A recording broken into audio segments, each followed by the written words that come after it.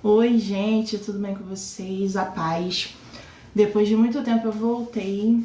Talvez vocês estranhem porque é um formato de vídeo diferente e nesse vídeo eu vou falar sobre algumas coisas que eu não falo aqui no canal. Foi muito tempo de oração, pedindo a Deus o momento certo que Ele determinasse para poder falar sobre o assunto que eu vou falar, pedindo a Deus que me desse as palavras certas e sobre como falar do assunto. Nesse vídeo eu vou falar sobre a paternidade de Deus e vou falar sobre ser órfão de pai vivo. Eu costumo falar que a gente acaba não tendo capacidade e autorização de falar sobre aquilo que nós não passamos. E Deus deixa a gente passar por situações para que possamos falar sobre elas com autoridade e com precisão do que estamos falando. E não só porque resolvi falar. Tudo que eu vou falar aqui, eu vou falar que foi a minha vivência. Tudo que aconteceu baseado no que Deus me deu, na palavra que Deus me deu. Então, eu vou começar aqui lendo em João 5. Jesus cura um paralítico e é hostilizado pelos judeus.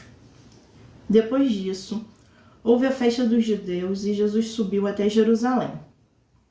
Ocorre que existe em Jerusalém, próximo ao mercado das ovelhas, um tanque com 5 alpendres, chamado em hebraico Betesda. Nesses alpendres abrigavam-se grande multidão de inválidos, de cegos, de mancos e de paralíticos, esperando o movimento da água. Isso porque um anjo descia ao tanque em determinado momento e agitava a água, e quem primeiro entrasse na água, depois de ter sido agitada, ficava livre de qualquer enfermidade que tivesse. E havia ali um homem que sofrera 38 anos de uma enfermidade. Quando Jesus o viu deitado e soube que ele estivera naquele estado havia muito tempo, disse-lhe: "Queres ficação?" O inválido lhe respondeu: "Senhor, não tenho homem algum que me coloque no tanque quando a água é agitada e quando eu tento ir. Desce outro antes de mim." E Jesus disse a ele: "Levanta-te, toma a tua cama e anda." Aí você vai falar assim pra mim: por que você tá falando sobre essa passagem? O que tem a ver sobre ser órfão de pai vivo? Deus me deu essa passagem, eu não sabia que era para mim mesma. E não sabia que no futuro ele ia me levar a compartilhar com outras pessoas sobre isso. Depois de muitos anos passando por essa situação, 38 anos, eu vou fazer 38 anos em outubro, finalmente eu venho aqui falar para vocês sobre isso. Eu estou curada para poder falar sobre este assunto. Foram 38 anos. Ao decorrer de toda essa trajetória aconteceram muitas coisas, muitas. É um testemunho que eu não vou detalhar ele aqui, porque senão eu vou ficar horas, dias nesse vídeo e não vou conseguir falar. Mas eu vou fazer um resumo aqui. Quando Deus me deu essa palavra, eu não sabia que era para mim mesma.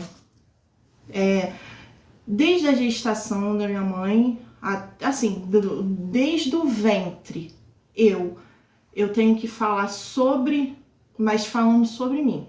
Mas como eu e ela estávamos no mesmo lugar, no mesmo tempo, que era quando eu estava no ventre dela, aí já começou a minha luta. Foi uma gravidez difícil, quase perdeu, um momento que ela passou por muita dificuldade, fome, tribulação, até passar por um trauma muito grande, a qual afetou no esquecimento. Eu não sou especialista para poder falar, eu não sou psicólogo, mas eu sei o que aconteceu. Sendo criança, eu vi, ela não tinha reações, isso quando eu já estava maior. Mas no pós-parto, ela teve uma depressão pós-parto, e isso ocasionou uma perda de memória por causa de um trauma que ela sofreu. Não sabemos qual o trauma. Eu vou detalhar isso quando eu contar o testemunho, porque ela sofreu trauma e isso fez com que mexesse na parte da memória. parte que ia a história dela e a minha junto. Ao decorrer dos anos, eu fui uma filha que tentei ser uma filha perfeita. Não estou falando, aqui no vídeo eu estou falando sobre ser órfão de pai. A Bíblia diz no Salmo 27 que ainda que seu pai e sua mãe te desampare, o Senhor nunca vai te desamparar. E no meu caso, foi na parte paterna. Foram anos achando que eu estava errada, porque foi muito sofrimento, sendo tratada mal, rejeição. Eu estudei muito sobre isso. A rejeição de uma criança, ela é como um soco no estômago, dado diretamente. Sempre, sempre, sempre. Imagina você levar um soco no estômago, né? Deixa você sem ar, acaba com você. E, curiosamente, durante a infância eu tive muitos problemas de estômago. Quando eu nasci, eu era uma criança muito doente. Minha mãe tinha que correr para o hospital comigo, sozinha. Eu não vou editar o vídeo assim, eu vou colocar o vídeo como eu estou falando, para vocês poderem entender.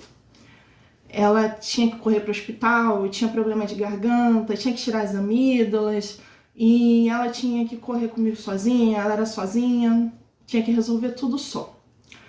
E eu tive muitos problemas. Então eu sempre fui uma criança muito doente. Meu estômago não era estômago legal. E sempre com muitos problemas. Mas eu fui uma criança que estava sempre na igreja, uma adolescente que estava sempre na igreja, uma jovem que estava sempre na igreja. Mesmo com todos os problemas de fome, dificuldade, falta e a falta de amor paterno, isso não me prejudicava. Talvez eu tentasse não ver o que estava acontecendo. E como eu estava falando, a rejeição ela é como um soco no estômago. Você imagina, né? Levar um soco no estômago e não dá nem para respirar. E a falta de atenção para uma criança é uma falta muito grave, porque ao decorrer do crescimento, quando você não tem o amor paterno, no caso, todos precisam ter, sendo filho ou filha, mas uma filha, ela precisa de ter um pai.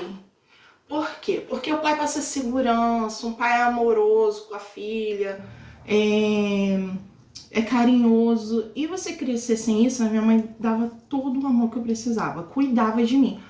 Mas eu sentia falta nessa questão do amor paterno. E eu não entendia.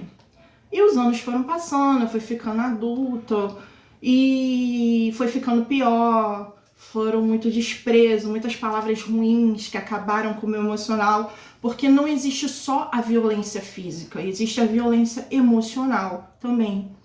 E ela acaba destruindo o nosso psicológico, ainda mais quando ela vai vindo desde da infância. Aí você vai crescendo, vai ficando adolescente e aquilo só vai piorando. E eu me sentia muito mal com isso, mas eu ia sobrevivendo. E teve uma fase que foi ficando pior, foi quando eu me casei. Meu esposo foi colocado na minha vida por Deus para poder me ajudar. Eu precisava de alguém que me tirasse daquilo. Nós casamos e foi um momento que eu me senti mais em paz na minha vida.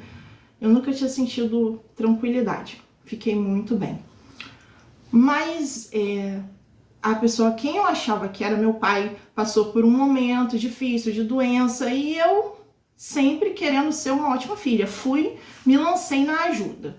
Cuidei, fiz aquilo ali como filha, não para poder parecer, não para poder dizer, não, era minha obrigação de filha. E tudo bem.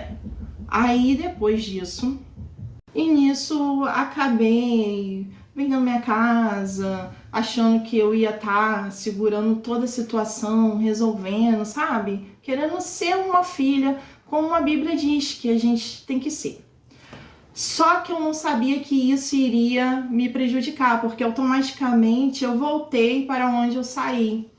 E foi nessa fase que tudo começou a ficar pior. Nesse momento eu estava trabalhando na igreja, no ministério infantil, mas eu levantava e ia, mas eu não estava bem. Não estava bem emocionalmente. Eu ficava dormindo até 6 horas da noite para poder não ver o dia passar. Ficava trancada em um quarto esperando o dia passar.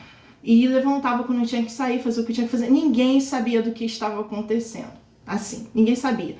Quem estava perto, que era minha mãe, meu esposo, as pessoas que estavam mais perto, talvez imaginava que eu estava numa preguiça, não queria agir. Mas, e nisso eu me entreguei, não ainda como iria acontecer no futuro. Eu não imaginava que eu ia levar mais um soco no estômago. Aí eu não conseguia me levantar, mas eu tava ainda reagindo. Aí isso foi mais ou menos em 2020, na pandemia. Quando foi em 2022 foi quando eu engravidei. Eu não estava muito bem emocionalmente, não estava nada bem. Eu quase morri no parto, tive o útero retirado, porque senão eu iria morrer. E continuei. Quando foi em 2020, voltando, Deus havia me dado um sonho. Ele havia de ser revelado mais pra frente e eu não sabia, esqueci dele. Quando foi em 2024, não, 2023, né? Nós estamos em 2025. Foram muitas coisas acontecendo uma atrás da outra. Eu tive meu filho e ele nasceu bem, graças a Deus. Deus deu vitória. Nós vencemos aquela luta, aquela batalha, aquela prova. Mas eu não sabia que eu ia entrar em outra prova. Tudo bem. Passei por um outro problema sobre abuso religioso, que também não me deixou muito bem. E mal eu sabia que eu iria fazer uma grande descoberta. Eu comecei a ficar muito desconfiada, não conseguia compreender, né? Por causa de tal tratamento, porque era tanto desprezo, mesmo eu tentando fazer tudo certo. E comecei a investigar. Foi muito difícil, porque eu não sou uma psicanalista, mas em breve eu vou começar. Aconteceu algumas coisas e eu não pude iniciar o curso, mas teve coisas que ficaram guardadas no subconsciente, não no meu, mas de quem sabia toda a história, que no caso seria minha mãe. E eu fiquei tentando, sabe, trazer aquilo à tona. Não podia fazer como teria que ser feito como um profissional faria, mas eu comecei uma investigação até que eu descobri em conversas, não só com ela, eu fui conseguindo trazer flashes, coisas, e o meu pai, que não era meu pai, ele falou o que eu desconfiava por esse tempo. Aí foram assim, segurou bastante. Aí fizemos um exame, porque eu queria ter provas. Que não era, assim, igual Tomé, né, gente? Crente tá vendo. Mas aí, depois de logo ter feito o exame, ainda não tinha resultado nada. Ele falou pra mim como eu tinha descoberto, quando minha mãe tinha lembrado, porque ele sabia que ela tinha esquecido. E quando o exame saiu o resultado, eu já tava com 99,9% de certeza. Mas aí ele também foi, e quando nós terminamos de fazer o exame, ele me falou tudo